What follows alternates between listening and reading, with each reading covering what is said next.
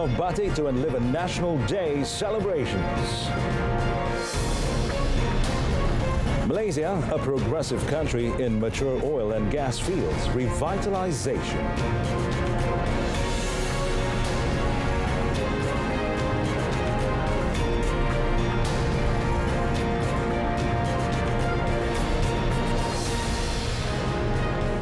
Good evening and Salam Malaysia Madani. You're watching Malaysia Tonight. I'm Muhammad Amin Carlos. Well, Deputy Prime Minister Datuk Seri Dr. Ahmad Zahid Hamidi said a victory in the Simpang Jeram and Pulai by-elections is important to maintain Johor as a fixed deposit for the existing government and thus ensure the welfare of various races in the state continues to be protected. Well, Datuk Seri Dr. Ahmad Zahid, who is also Barisan Nasional Chairman, said a win for Amanah's candidate Nazri Abdul Rahman representing the Pakatan Harapan Barisan Nasional Coalition is necessary to stop PAS from establishing a foothold in the state, which is now led by BN. Kita mesti banjirkan bahawa kerajaan perpaduan di antara BN dan PH ini akan membanjiri seluruh negeri Johor sebagai negeri perpaduan paling kuat di negara kita ini. He said this when speaking at a meeting with BN Simpang Jeram Machinery in Muar today. Both Simpang Jeram and Pulai seats fell vacant following the death of their incumbent, Domestic Trade and Cost of Living Minister Datuk Seri Salahuddin Ayub on 23rd July. The nomination of candidates today saw a three-cornered fight for both seats between PH, PN and an independent. Well, Home Minister Datuk Seri Saifuddin Nasution Ismail today dismissed allegations that his ministry is in the process of granting Malaysian citizenship on a large scale to foreigners, especially from China. Well, without elaborating on the allegations, he described them as terrible accusations without a sense of responsibility, which had an impact on the ministry's efforts to resolve the current citizenship application issue. Jadi inilah yang sedang kami lakukan dan bukan mudah kerana isu kewarganegaraan isu yang sangat sensitif, tapi saya menepis sama sekali tomahan yang menyebut bahawa ini adalah proses pemberian warga negara besar-besaran kepada warga asing, terutama daripada negara China. He said this to reporters after presenting the citizenship application approval letter to Katanat Sayan, 19, who previously had no identity document since birth. Commenting further, Datuk Seri Saifuddin Nasution said that there were more than 140,000 citizenship applications received by his ministry, of which 9,000 had been processed, including applications that had been approved. Well, previously, the National Registration Department was reported to have denied claims that about 54,000 Chinese nationals are in the process of being granted Malaysian citizenship, supposedly to become DAP voters.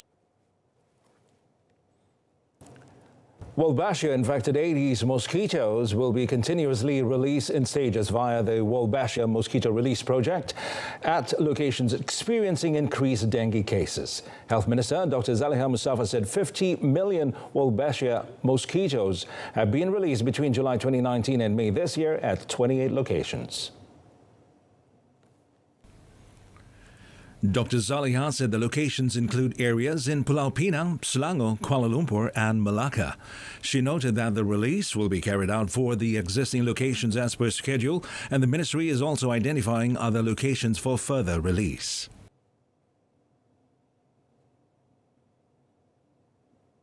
Dalam masa 2 tahun ni kita akan review baliklah keberkesanan dia dan baru kita lihat sama ada untuk meneruskan atau tidak. Tetapi setakat hari ini kita nampak keberkesanannya macam saya sebut tadi antara 30 hingga 80% dalam pengurangan kes dengue dan According to Dr. Zaliha, initiatives including detection and cleaning activities to control dengue cases in the area are critical as dengue fever still poses a public health threat to the country. Between January to 12 August this year, the ministry recorded 73,680 cases compared with 33,911 cases for the same period reported last year, and an increase of 117%. Whereas fatalities for the same period is 53 this year compared with 22 last year, an increase of 141%. Well, members of the public are encouraged to wear batik during the 2023 National Day celebrations on 31st August at Dataran Putrajaya. Communications and Digital Minister Fahmi Fadil said this would not only enliven this year's celebrations themed Malaysia Madani, Tekad Perpaduan Penuhi Harapan, but also be a strong show of support for the local batik industry. Kita ingin ketengahkan dan utamakan baju batik dan fashion batik kerana ini semestinya menjadi kebanggaan untuk rakyat Malaysia.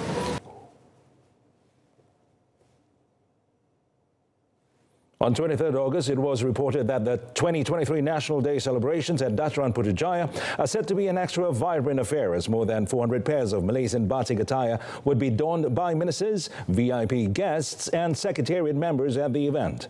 When asked about preparations for the celebrations, Fahmi, who is also the National Day and Malaysia Day celebration main committee chairman, said everything was going smoothly and the ministry was looking into issues concerning timing to ensure there would be no problems on the day of the event.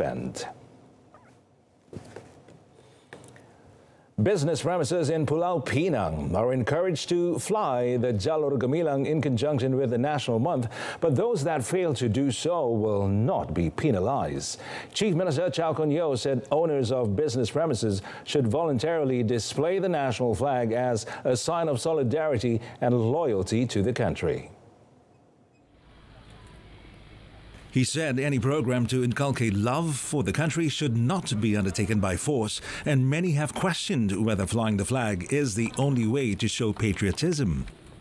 Acara yang penting sempena sambutan Hari Kemerdekaan dan kibarkan Jalur Gemilang sebagai usaha kita memupuk semangat patriotisme terhadap negara kita, menyemaikan perpaduan, keharmonian yang dapat menggembelingkan rakyat untuk fokus kepada pembangunan negara dan semakin mengenepikan apa-apa sentimen yang dapat merosakkan perpaduan di negara kita. He was speaking to reporters after flagging off a motorcycle convoy in conjunction with the state-level Jauhlah Merdeka Ride to Khairah Ummah 4.0 tahun 2023 Malaysia Madani in Georgetown.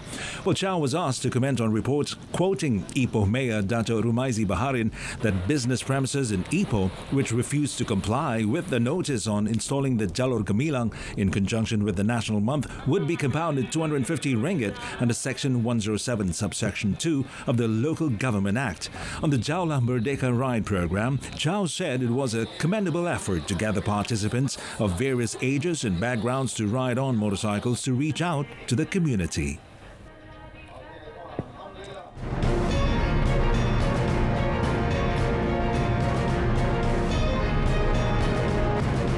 Train fire leaves at least 9 dead in India. That and more coming up.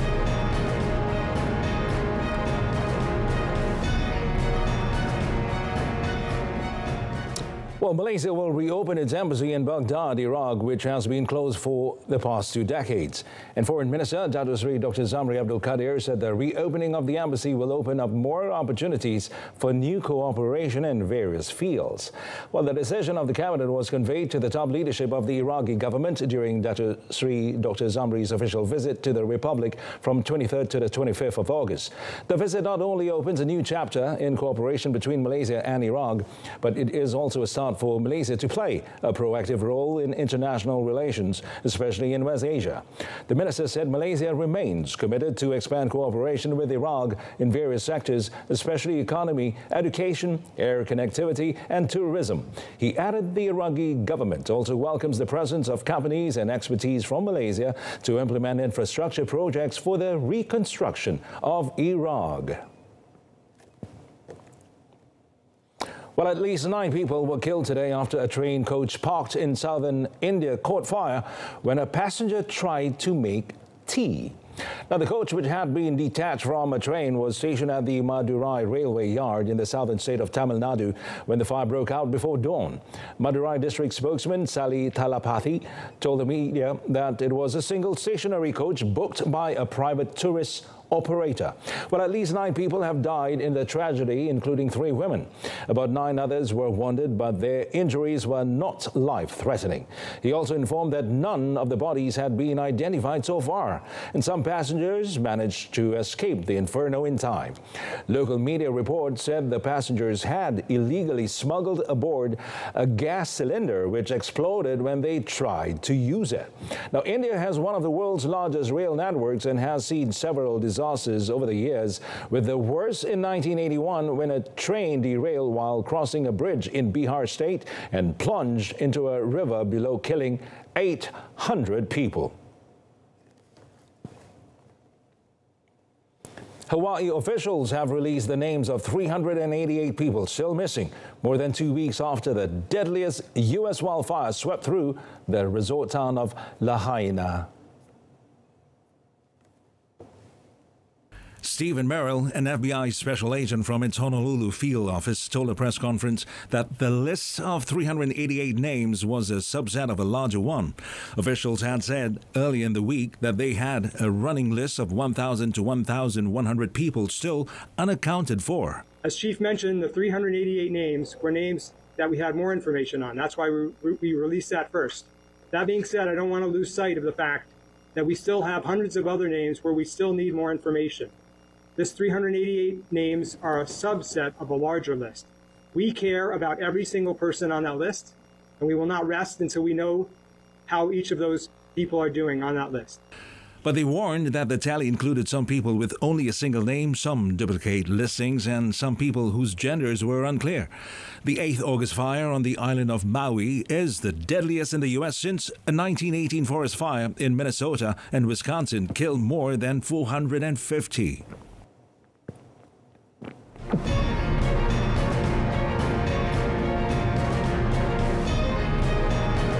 Next up in sports, incredible Bellingham seals Real Madrid win at Celta Vigo.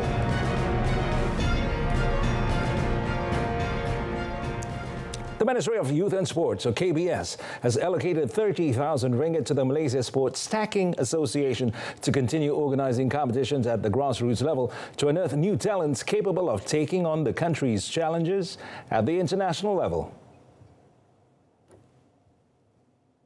Minister Hannah Yeoh said the association's success in producing several international-level players capable of becoming Guinness World Record holders should be an inspiration for young people to join together to achieve success at the world level. She also encouraged the elderly to get involved in the sport in order to maintain a healthy lifestyle without having to spend a lot of money. She informed that the ministry has given a matching grant of 22,000 ringgit to the association to organize the 2023 Stacking Sport Open Championship, which starts today until tomorrow with the participation of 460 participants. The international level tournament, recognized by the World Sports Stacking Association, has drawn participants from 3 countries, namely Malaysia, Singapore and China.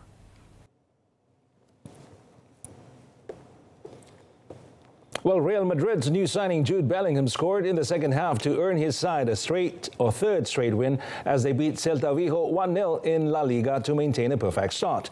Now, the 20-year-old once again led to the Spanish Giants' attack, well, scoring for the 4th time in his first 3 league games.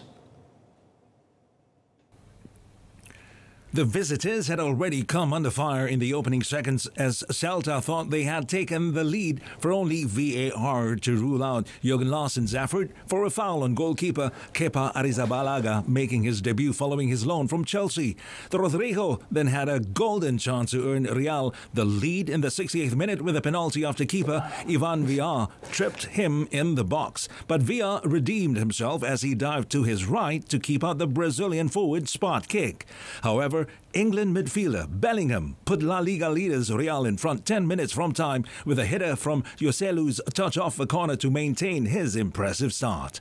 And after 3 away matches, high-flying Real will play their first home game next Saturday against Getafe as renovations at the Santiago Bernabeu Stadium are completed. American Noah Lyles stormed to his 3rd consecutive World 200 meters title to underline his status as the best in the business since Usain Bolt by matching the sprint double last achieved by the Jamaican great in 2015.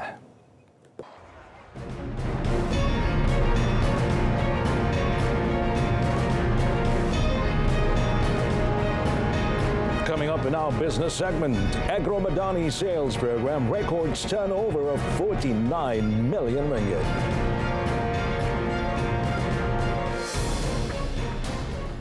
Well, Malaysia has emerged as a leading example among progressive countries in effectively revitalizing mature oil and gas, or ONG, fields through innovative upstream policy reforms.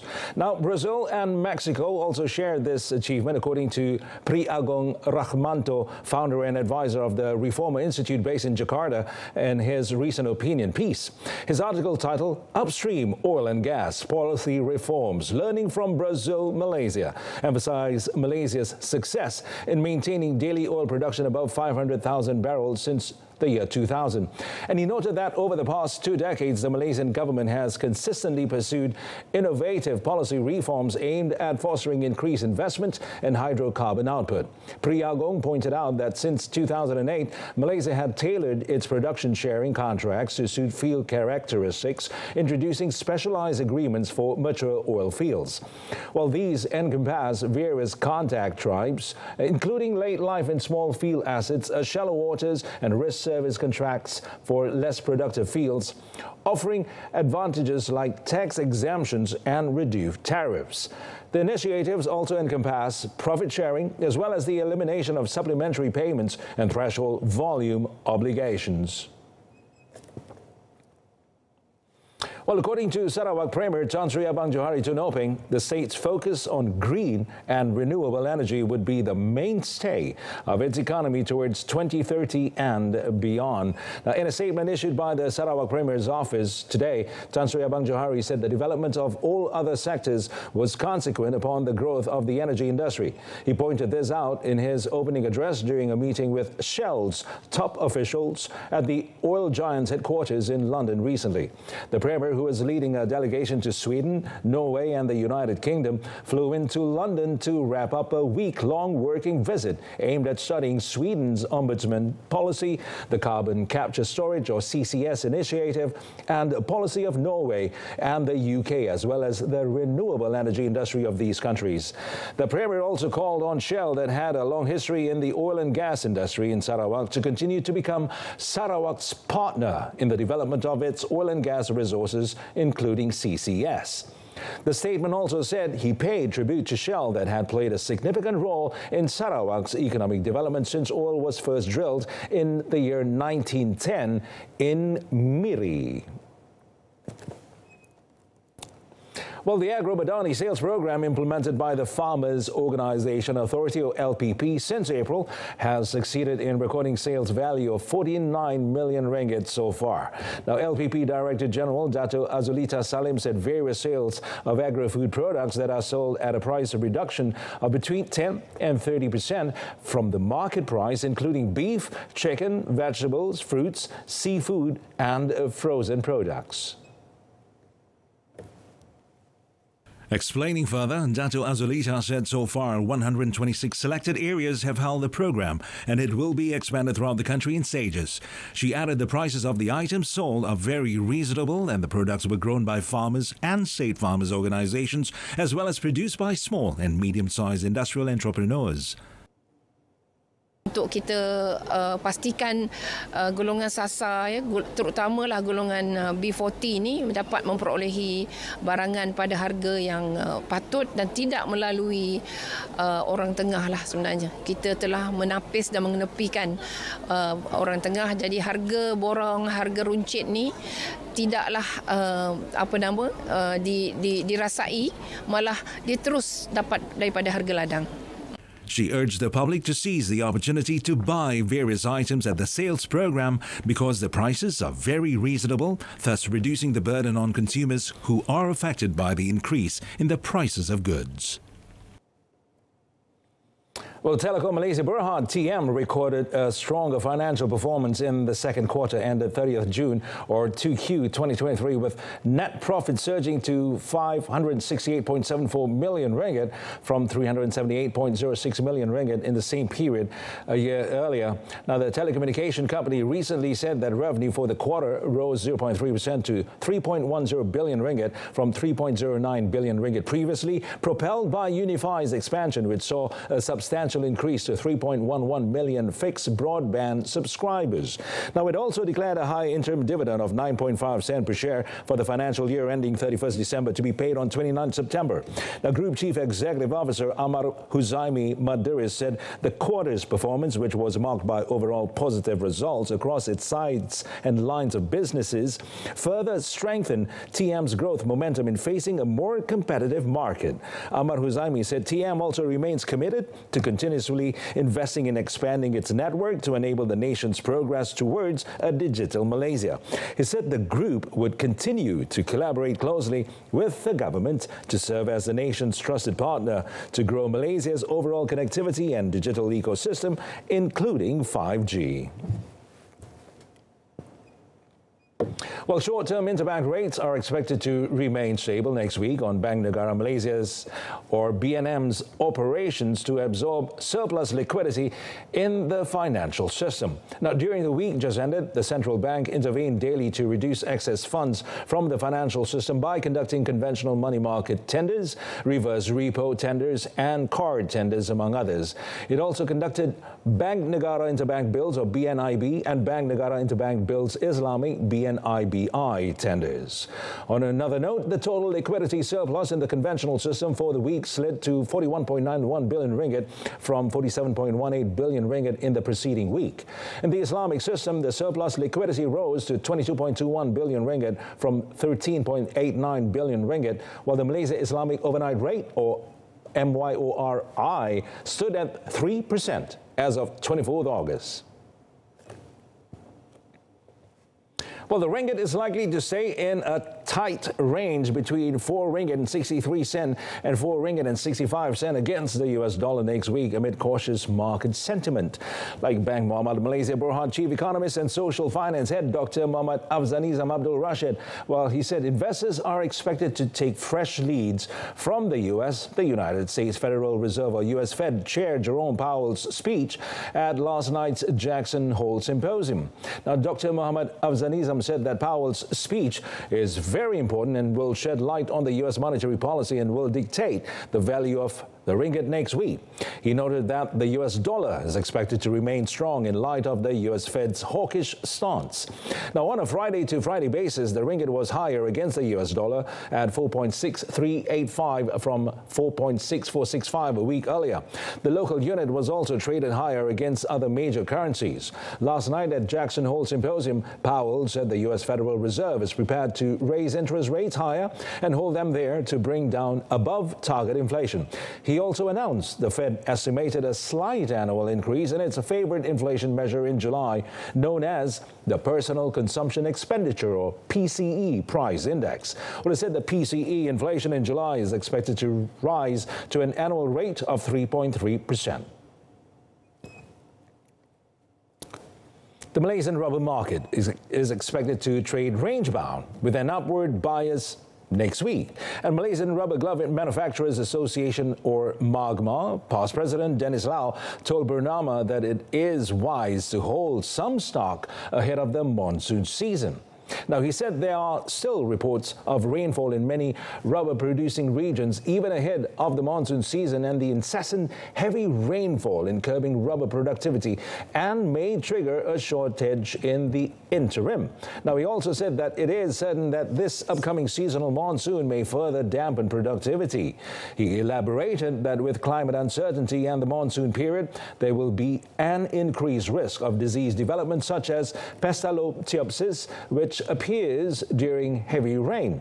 Now, throughout the week, the local rubber market was traded mixed in line with the regional rubber futures and China's economic outlook. The Malaysian Rubber Board's or MRB's preference price for standard Malaysian rubber 20, SMR 20, increased by 24 cents or 4.08% to 612 cents per kilogram from last week's 588 cents per kilogram, while latex in bulk fell 1.5 cents or 0.32% to 465 cents per kilogram from 466.50 cents per kilogram previously.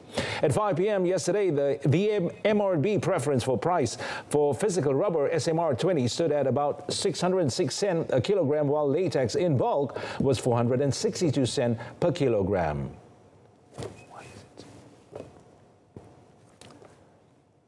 Well, Germany's economy stagnated in the second quarter, adding to a bleak outlook as the country battles an industrial slowdown and subtle inflation. Well, according to complete data from the Federal Statistics Agency, Destatis, Europe's biggest economy registered zero growth from April to June compared to the previous quarter. Now, by registering flat growth, Germany officially exited a downturn that it fell into around the turn of the year after the economy contracted for 2 straight quarters, the technical definition of a recession. Now, the economy was supported by improved consumption and rising investments, but exports, a key contributor to German GDP, fell slightly. While the data will bring little comfort to policymakers battling myriad economic fires. Now, these range from still high inflation to lackluster exports as key markets such as China face trouble, weakness in manufacturing and the impact of interest rate rises. Economy Minister Robert Habeck said Germany continues to see economic difficulties triggered by the aftermath of the energy crisis, the European Central Bank's necessary fight against inflation, and the weakening of important global economic partners. He added the restrictive interest rate environment and weak global economy are making it difficult for the country as an exporting nation.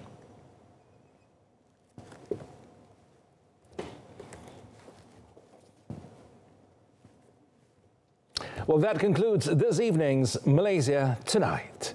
In our top story, wearing of batik to enliven National Day celebrations. Well, do tune in to update at noon coming up tomorrow at 12:30 p.m. on TV2. Till then, I'm Muhammad Amin Carlos. Malaysia Madani, Tekat Perpaduan, Penuhi Harapan. Thanks for watching.